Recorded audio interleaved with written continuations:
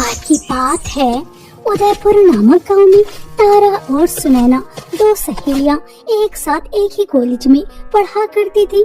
सुनैना बहुत ही ज्यादा अमीर थी, उसके पापा एक बड़े बिजनेसमैन थे और वहीं दूसरी तरफ तारा बेचारी बहुत ज्यादा गरीब थी। उसके माता पिता दिहाड़ी मजदूरी थे। तारा को पढ़ने का बहुत शौक था, इसलिए वह पढ़ाई में बहुत होशियार थी और इस स्कॉलरशिप की वजह से उसका इतने बड़े कॉलेज में एडमिशन भी हो जाता है और इसी कॉलेज में तारा और सुनैना की दोस्ती होती है। ऐसे ही एक दिन सुनैना की कुछ दोस्त सुनैना से कहती हैं, अरे यार सुनैना, तुझे उस गरीब फटीचर 2 टके की लड़की को अपना दोस्त बनाने की क्या ही जरूरत थी। उससे पूरे कॉलेज में कोई बात करना पसंद नहीं करता क्योंकि वो इतनी ज्यादा गरीब जो है। 2 जोड़ी कपड़े हैं, उन्हें ही बदल बदल कर कॉलेज जाती रहती है। आखिर उसके अंदर तुझे क्या ही दिखाई देता है? हाँ? कुछ भी नहीं। मेरी दोस्ती उससे सिर्फ और सिर्फ मतलब के लिए है। वो मेरा असाइनमेंट पूरा कर देती है, मुझे नोट्स बनाने नहीं पड़ते, मेरे बहुत कम आती है, बस यही मान लो, इसलिए वो मेरी दोस्त है। अच्छा, इसका मतलब तुम्हारी दोस्ती उसके साथ सच्ची और पक्की नहीं है, सिर्फ और सिर्फ अपने मतलब के लिए तुमने उससे दोस्ती की है। ठीक है, समझ गई। सुनैना की दोस्त ऐसा कहकर तारा के पास आकर तारा से कहती है, देखा, हमने कहा था ना कि वो तेरी बेस्ट फ्रेंड नहीं है, उसने सिर्फ अपने मतलब के लिए ही तुझसे दोस्ती की है, लेकिन तू ही मानने को तैयार नहीं थी। कह रही थी वो मेरी पक्की दोस्त है। अब तो तूने अपने कानों से सुन लिया कि वो तुझसे दोस्ती क्यों रखती है, सिर्फ और सिर्फ अपने मतलब के लिए, क्योंकि तू उसके असाइनमेंट पूरे कर देती है, नोट्स बना देती है, इसलिए। वरना तुझ जैसी गरीब टीचर को तो वो मुँह भी न लगाए जैसे हम नहीं लगाते। ठीक है, तुमने सही कहा था और तुम शर्त भी जीत गई।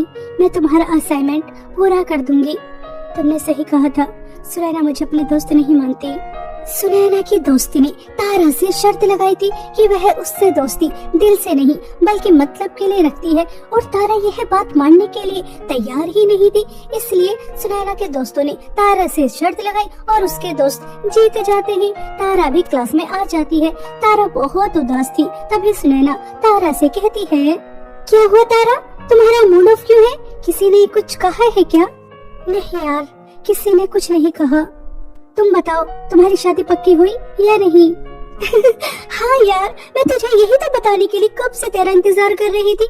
मेरी शादी पक्की हो गई है। शादी के बाद भी मैं अपनी पढ़ाई कंटिन्यू रख सकती हूँ। और तुझे पता है, लड़का भी बहुत ज्यादा रिच है। इसी संडे को मेरी एंगेजमेंट है, तुझे भी आना है, ठीक है?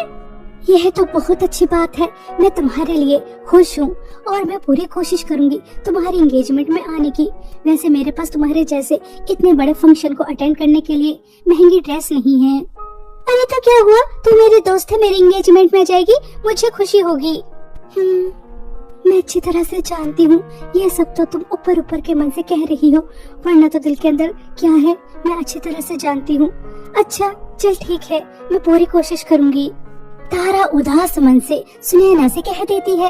ऐसे ही कुछ दिन बीत जाते हैं और अब वह दिन आ जाता है जिस दिन सुनैना की एंगेजमेंट थी। तारा उसके एंगेजमेंट में जाना तो नहीं चाहती थी, लेकिन उसका कोई और दोस्त भी नहीं था। झूठी सच्ची जैसे भी थी, सुनैना ही उसकी इकलौती दोस्त थी। वह अपनी माँ से कहती है, माँ, आज सुनैना की एंगेजमेंट है। उसके एंगेजमेंट में न जाने कितने बड़े बड़े लोग आए होंगे और मेरे पास तो उसके एंगेजमेंट में पहनकर जाने के लिए कोई अच्छी ड्रेस भी नहीं है। मैं क्या करूँ, कुछ भी समझ में नहीं आ रहा। तारा मेरी प्यारी बच्ची, तो उदास क्यों होती है? मैं अभी कोई जुगाड़ लगाती हूँ। समझ में आ गया, मेरी एक पुरानी साड़ी है, मैं उसकी एक अच्छी सी ड्रेस बना देती हूँ। मुझे सिलाई तो आती ही है, तुम परेशान मत हो।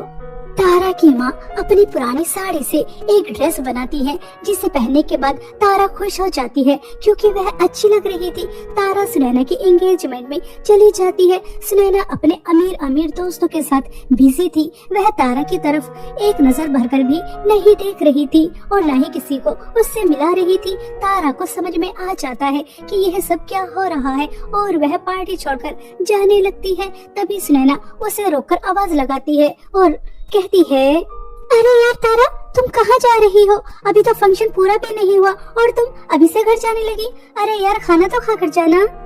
वो नहीं, बस रात ज्यादा हो जाएगी और तुम भी अपनी अमीर अमीर दोस्तों के साथ बिजी हो, तो मुझे लगा कि मेरा यहाँ पर ज्यादा देर रुकना ठीक नहीं है, और वैसे भी इतनी बड़ी पार्टी में मुझ जैसी गरीब लड़की का क्या ही काम। वैसे तुझे पहले ही इस पार्टी में आना नहीं चाहिए था। तुझे पता होना चाहिए था कि तेरी बेस्ट फ्रेंड कितनी ज्यादा अमीर है, उसकी पार्टी कितनी ही ग्रैंड हो सकती है। लेकिन नहीं, तुझे तो अपनी गरीबी दिखाने इस पार्टी में आना था और इस पार्टी में ग्रहण लगानी थी। यहाँ के वेटर भी तुझसे ज्यादा अमीर है, तेरी औकात इन वेटर से भी कम है। आई बात समझ में? हाँ, तुमने बिल्कुल ठीक कहा, मुझे इतनी ग्रैंड पार्टी में नहीं आना चाहिए था, इसलिए अब मैं जा रही हूँ। तारा इतनी बड़ी पार्टी में खुद को बहुत छोटा महसूस करती है और सुनैना भी उसके साथ अच्छा व्यवहार नहीं करती, इसलिए वह पार्टी छोड़कर अपने घर आ जाती है। तभी तारा की माँ तारा से कहती है, अरे तारा बिटिया, क्या हुआ? इतनी जल्दी क्यों आ गई? तुमने तो कहा था देर से आओगी। चलो अच्छा ही हुआ। मैं तुम्हें एक बात बताना तो भूल ही गई, कल तुम्हें भी देखने के लिए लड़के वाले आने वाले हैं। तुम्हारे पिताजी के बचपन के दोस्त हैं और उनका बेटा विदेश से पढ़ कर आ रहा है। फिर तुम वो बहुत ज्यादा अमीर होंगे, क्या वो हम जैसे गरीबों में रिश्ता जोड़ लेंगे? और वैसे भी मुझे तो अभी पढ़ाई करनी है, पढ़ लिख कर अपने पैरों पर खड़ा होना है, उसके बाद ही मैं शादी वादी के बारे में सोचूंगी, अभी नहीं। अरे बिटिया, वह तुम्हें शादी के बाद भी पढ़ाने के लिए तैयार हो जाएंगे, क्योंकि उनकी पूरी फैमिली पढ़ी लिखी है। इतने अच्छे रिश्ते बार बार नहीं मिलते। अगर बात बन गई तो इससे बड़ी खुशी की बात तो मेरे लिए कोई और हो ही नहीं सकती। कल अच्छे से तैयार हो जाना, ठीक है? मैं तुम्हारी ना नहीं सुनूंगी। तारा अपनी माँ के कहने पर हाँ कर देती है और अगले दिन वो अच्छे से तैयार हो जाती है। जब लड़के वाले आते हैं तो उन्हें तारा पसंद आ जाती है और बात पक्की हो जाती है। कुछ दिन बाद तारा जब कॉलेज जाती है तो सुनैना उससे कहती है, अरे यार तारा, क्या हो गया था? तो 3 दिन से कॉलेज क्यों नहीं आ रही थी? सब ठीक तो है ना? मुझे लगा कि तुम मुझसे नाराज है। अरे नहीं, मैं तुमसे क्यों नाराज होने लगी? वो तो मुझे लड़के वाले देखने आए थे, इसलिए बस मैं कॉलेज नहीं आ रही थी। और तुम्हें पता है, मेरी बात पक्की हो गई है। लड़का NRI है, पिताजी के दोस्त के बेटे हैं। कुछ दिन बाद मेरी शादी है। आगे की पढ़ाई मैं विदेश से ही करूंगी। मैं तो बहुत खुश हूँ, मेरा पूरा परिवार खुश है। तारा, यह तो बहुत ही ज्यादा खुशी की बात है। मैं तुम्हारे लिए खुश हूँ। ऐसे कैसे हो सकता है? ये इतनी ज्यादा गरीब, इसकी शादी एक NRI से हो रही है और ये पढ़ाई भी विदेश से करेगी। पूरे कॉलेज में इसका तो बहुत नाम हो जाएगा। इसकी शादी एक NRI से होगी और मेरी शादी एक बिजनेसमैन से, और यह विदेश में रहेगी और मैं यहाँ गांव में। ऐसा कैसे हो सकता है? इस गरीब की किस्मत इतनी अच्छी कैसे हो सकती है? ये गरीब पहले पढ़ाई में नाम कमाती थी और अब इसका शादी के बाद भी नाम होगा। मुझे तो बहुत जलन हो रही है, क्या करूँ? सुनैना मन ही मन बहुत ही ज्यादा जल रही थी और ऊपर के मन से खुशी दिखा रही थी। ऐसे ही कुछ दिन बीत जाते हैं। तारा से पहले सुनैना की शादी होती है। सुनैना की शादी में तारा भी जाती है और उसने अपनी शादी पर बहुत ही ज्यादा महंगा और ब्रांडेड ब्राइडल लहंगा पहन रखा था। तभी सुनैना तारा से कहती है, तारा, तू तो NRI से शादी करेगी, लेकिन वो भी फटी पुरानी साड़ी में। क्यों? मैंने सही कहा ना? क्योंकि तेरे पास तो ऐसा ब्राइडल लहंगा खरीदने के पैसे ही नहीं होंगे, क्योंकि तेरे गरीब माता पिता के पास इतने पैसे कहाँ से आएंगे? देख, ये मेरा ब्राइडल लहंगा पूरे 4 लाख का है। कितना ज्यादा सुंदर लग रहा है। हाँ यार सुनैना, तुम्हारा यह ब्राइडल लहंगा सच में बहुत ही ज्यादा अच्छा है, और मैं तो ऐसा ब्राइडल लहंगा पहनने के बारे में सोच भी नहीं सकती। सुनैना तारा को नीचा दिखाने की पूरी कोशिश कर रही थी, लेकिन तारा को बिल्कुल भी फर्क नहीं पड़ रहा था और वह सुनैना की शादी कर घर आ जाती है। तारा की माँ को तारा की शादी की चिंता हो रही थी, क्योंकि उसके पिता बहुत ही ज्यादा बीमार हो जाते हैं और अब सिर्फ सुनैना की माँ ही काम कर पा रही थी। अपनी माँ को इतना परेशान देख तारा भी परेशान हो जाती है। क्या हुआ माँ, आप इतनी ज्यादा परेशान क्यों हैं? बिटिया, मैं बहुत परेशान हूँ। जो भी जमा पूंजी थी वो तो तुम्हारे पिताजी के इलाज में लग गई। मैं बारातियों का स्वागत, तुम्हारी शादी का लहंगा, ये सब कैसे करूँगी? मेरे तो कुछ भी समझ में नहीं आ रहा। मैं बहुत परेशान हूँ, क्या करूँ बिटिया? माँ, आप मेरी शादी के ब्राइडल लहंगे की चिंता बिल्कुल भी मत कीजिए। आपकी शादी का जो भी लहंगा है मैं वो ही पहन लूंगी। मेरी प्यारी बिटिया, तुम कितनी अच्छी हो, वरना लड़कियां तो अपनी शादी के जोड़े के लिए बहुत ही ज्यादा हंगामा करती हैं, और तुम मेरा पुराना शादी का लहंगा पहनने के लिए तैयार हो रही हो। सच में तुम बहुत अच्छी हो मेरी प्यारी बच्ची, खुश रहो। तारा अपने माता पिता को परेशान नहीं करना चाहती थी, इसलिए वह अपनी माँ की शादी का लहंगा पहनने के लिए तैयार हो जाती है। शादी के 2 दिन पहले सुनैना तारा के घर आती है और वह तारा से कहती है, तारा और बताओ शादी की तैयारियां कैसे चल रही है? अगर तुम्हें मेरी कोई हेल्प चाहिए तो बता देना, अगर कुछ पैसे भी उधार चाहिए तो मैं दे दूंगी। और जरा मुझे अपना लहंगा तो दिखाओ कि तुम कैसा लहंगा पहनकर शादी करने वाली हो। सुनैना, मेरी माँ के पास इतने पैसे नहीं थे कि वह मुझे न्यू ब्राइडल लहंगा दिलवा सके, इसलिए मैं मेरी माँ का ही पुराना ब्राइडल लहंगा पहनकर शादी कर रही हूँ। ये रहा, कैसा लग रहा है? मुझे तो अच्छा लग रहा है। यह तारा के बच्चे हर परिस्थिति में खुश रहने की कोशिश कैसे कर लेती है?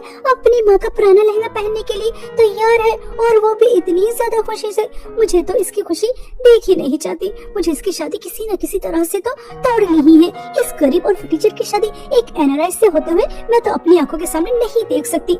मेरे दोस्त मेरी कितनी ज्यादा इंसल्ट करेंगे कि मैं इतनी ज्यादा अमीर होकर ऐसे बिजनेसमैन से शादी की और ये गरीब टीचर एनआरआई से कर रही है। मुझे कुछ तो करना होगा। समझ में आ गया, इसकी शादी का लहंगा ही फाड़ देती हूँ। मुझे इसकी शादी रोकने के लिए कुछ तो करना ही होगा। हाँ, यही ठीक रहेगा। सुनैना अपने साथ कैंची लेकर आती है और वह चुपके से उसका लहंगा काट देती है और खुश होकर अपने घर आ जाती है। जब तारा वह लहंगा देखती है तो उसके होश ही उड़ जाते हैं। अरे नहीं नहीं, यह क्या हो गया? एक यही तो लहंगा था जिसे पहनकर मैं शादी करने वाली थी और यह भी चारों तरफ से कटा हुआ है। जब मैंने सुनैना को दिखाया था तब तो बिल्कुल ठीक था, अचानक इसके साथ ऐसा कैसे हो गया? अगर माँ को पता चलेगा कि उनका लहंगा खराब हो चुका है तो वो कितनी ज्यादा परेशान हो जाएंगी। पहले ही मेरी शादी को लेकर इतनी ज्यादा परेशान है, मैं क्या करूँ? अब दूसरा ब्राइडल लहंगा कहाँ से आएगा? कहाँ से? मेरे तो कुछ भी समझ में नहीं आ रहा।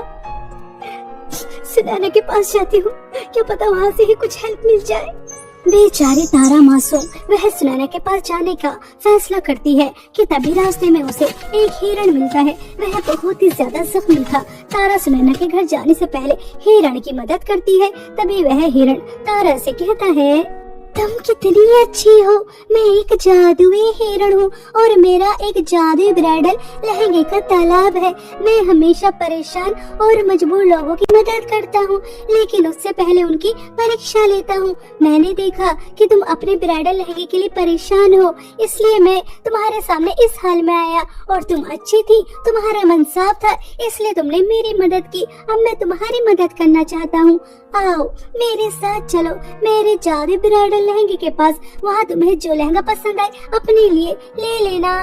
तारा को यह सब एक सपने जैसा लग रहा था। हिरण उससे बात कर रहा था, वह जादुई हिरण था और वह अपने साथ उसे जादुई ब्राइडल लहंगे के तालाब के पास ले जाता है। उस तालाब में बहुत ही ज्यादा सुंदर सुंदर ब्राइडल लहंगे बह रहे थे। उसने आज से पहले यह नजारा कभी नहीं देखा था और वह जादुई ब्राइडल लहंगे के तालाब से एक बहुत ही ज्यादा सुंदर ब्राइडल लहंगा ले लेती है और हिरण को धन्यवाद कहती है।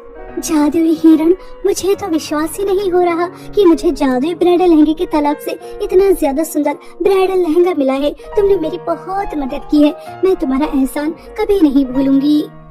तारा, तुम्हारी दोस्त तुमसे चलती है और वो किसी भी कीमत में तुम्हारी शादी नहीं होने देगी। उसने ही तुम्हारी माँ का ब्राइडल लहंगा काटा था और आगे भी वो कुछ न कुछ जरूर करेगी, इसलिए अपनी आंखें खुली रखना और यह जादुई ब्राइडल लहंगा तुम्हारी बहुत मदद करेगा। अब तुम जा सकती हो।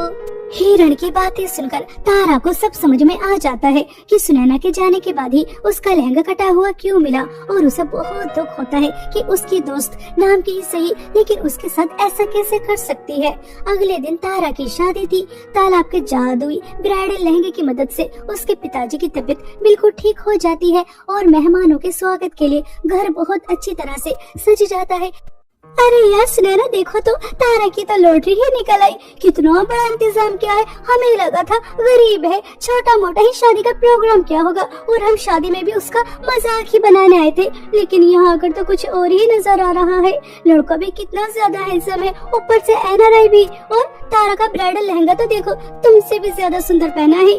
इसकी तो किस्मत चमक गई। इस तारा की बच्ची की वजह से मुझे कितनी बातें सुनने को मिल रही हैं। अगर इसकी शादी किसी गरीब और फटीचर से हो रही होती तो मेरा कितना नाम होता, लेकिन नहीं, अब इसकी शादी मुझसे ज्यादा अमीर घराने में हो रही है और मुझसे भी ज्यादा सुंदर ब्राइडल लहंगा पहना है। इसकी किस्मत कितनी अच्छी है। मैं इसे खुश नहीं देख सकती, मुझे कुछ न कुछ तो करना होगा। मैं सब कुछ तबाह कर दूंगी। सुनैना की जलन बढ़ती जा रही थी और ऊपर से उसके दोस्त भी उसे जला रही थी। तभी सुनैना मंडप में आग लगा देती है, लेकिन उस आग में किसी को कोई नुकसान नहीं होता, बल्कि उल्टा उसी के हाथ जलने लगते हैं। वह आग बुझाने की बहुत कोशिश करती है, लेकिन बुझा नहीं पाती। अरे ये क्या हो गया? आग बुझने का नाम क्यों नहीं ले रही? बहुत ही ज्यादा जलन हो रही है, क्या करूं? बहुत जलन हो रही है। अरे कोई मेरी मदद करो इस आग बुझाने में, यह तो आग बुझने का नाम ही नहीं ले रही। जादू तालाब के ब्राइडल लहंगे मेरे दोस्त की आग बुझा दो।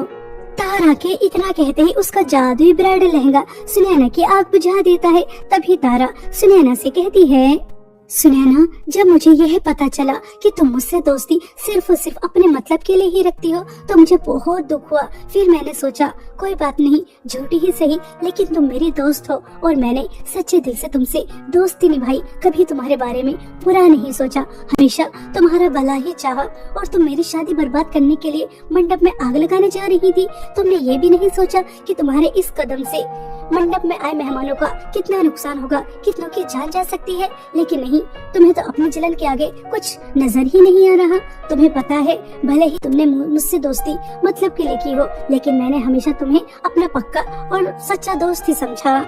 तारा, मुझे माफ कर दो, मुझसे बहुत बड़ी गलती हो गई। मुझे लगा मैं तो इतनी ज्यादा अमीर हूँ, मेरी शादी तो इतने बड़े घराने में नहीं हुई, मैं विदेश भी नहीं जा रही, मेरा पति NRI भी नहीं है, और तुम जैसे गरीब फटीचर इतनी ज्यादा अच्छी किस्मत कैसे पा सकती हो?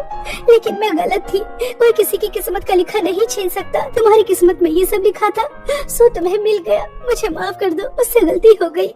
तारा सुनैना को माफ कर देती है क्योंकि वह उसे अपनी दोस्त समझती थी, और उसके बाद जादुई ब्राइडल लहंगे की मदद से अपने माता पिता को बहुत सारी धन दौलत देकर अपने पति के साथ विदेश चली जाती है और वहां जाकर हंसी खुशी जिंदगी व्यतीत करती है।